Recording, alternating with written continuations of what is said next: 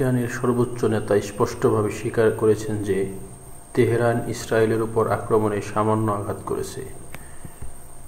রবিবার ইরানের সর্বোচ্চ নেতা ইসরায়েলের উপর তেহরানের নজিরবিহীন ড্রোন এবং ক্ষেপণাস্ত্র হামলা সেখানে কিছু আঘাত করেছে কিনা তা নিয়ে যে কোনো আলোচনাকে প্রত্যাখ্যান করেছেন।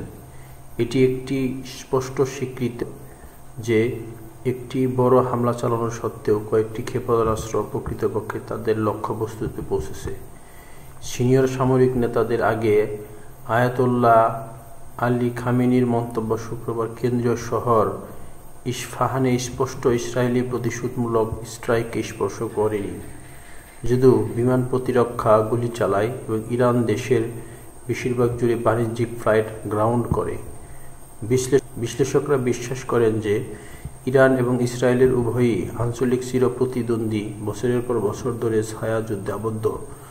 গাজা উপত্যকায় ইসরায়েলের হামাস যুদ্ধ বৃহৎ অঞ্চলে উত্তেজনা ছড়িয়ে পড়ায় এবং তাদের মধ্যে ক্রমবর্ধমান আক্রমণের পর উত্তেজনা ফিরিয়ে আনার চেষ্টা করেছে।